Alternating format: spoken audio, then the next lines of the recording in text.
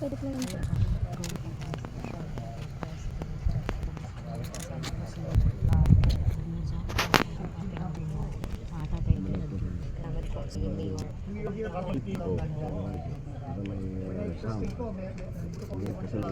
Eating because of this one PBN kasi Vistiso kung nakita mo Opo, opo yan yung December 19. December 19. Promise by you po. Today.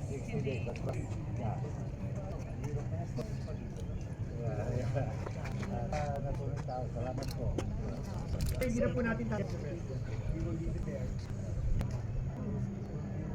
Sayang eh. Sayang Extra po. lane. It's an extra lane. At least. Kami po tayong preposition sa Region 2. Di ba na kailangan i-go business na?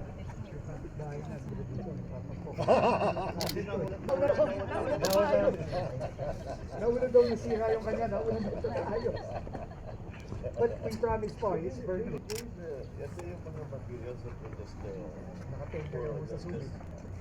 For the longest time. Now, spread it. It was intended just for maintenance. Hindi po. There So was it was a specific program. Yeah, there was just the GMA bridge briefing program. kay President Secretary Bustiso ng Governor Mayor Quinquino.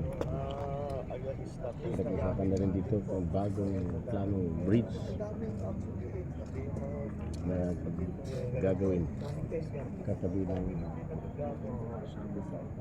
motor bridge. Actually po, we will be using Ito yung personal at mismo pinuntahan ni Pangulong Ferdinand Bongbong Marcos sa inspeksyon dito po sa Detour sa Bigkatan Alcala Bridge matapos ang construction ng pagbubukas ito noong December 19, 2025 kung saan ay pinamadali ni Secretary Vince Dizon batay sa utos ni PBN na 60 days lamang ang pag-complete dito bago magkapasko. Kung saan ay formal din binuksan yan ni Secretary Vince Dizon. Ngayon ay personal na pinuntahan na mismo ng Pangulong Ferdinand Bongbong Marcos matapos na hindi siya makadalo nung nakaraang opening nito.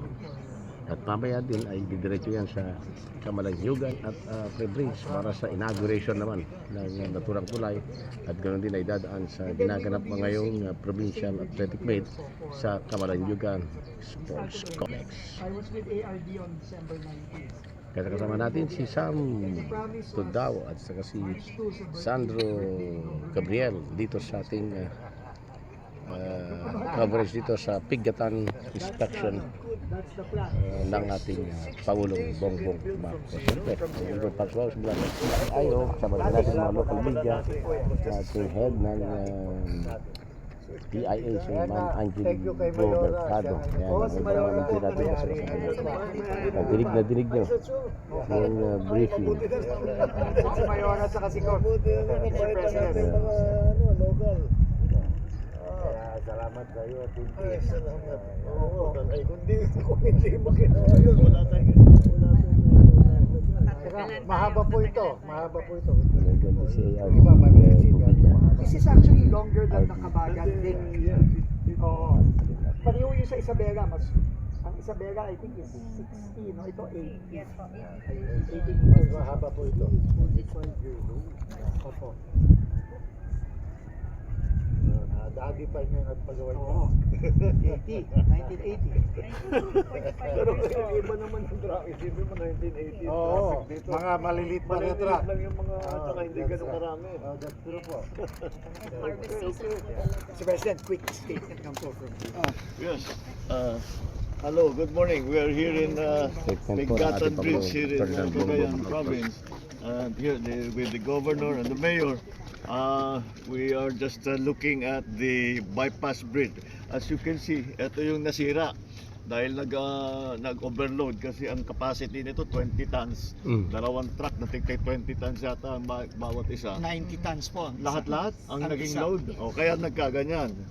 Kaya minadali natin na maglagay nitong tinatawag namin temporary, pero hindi na temporary pagka nagawa na ito, hindi na natin naalisin yan para may extra lane. Just po. So natapos natin itong bypass bridge in 60 days.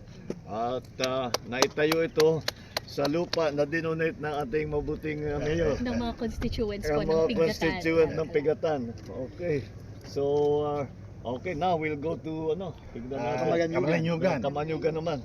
Oo. Tsaka Mr. President, yung pong mga nakatenga na Oo nga. materials. Yung ginamit na materials dito, naka-storage sa DPWH ng mga almost 15 years. Yes.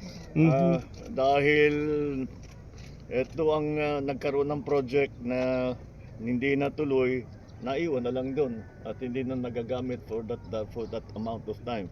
Kaya mabuti na nagamit na natin at ang biruan nga namin ito, bayad na yan, ba't di natin gamitin? Kaya yan, nandyan na yan, kaya nabuo ng 60 days. Kaya good work. O sige.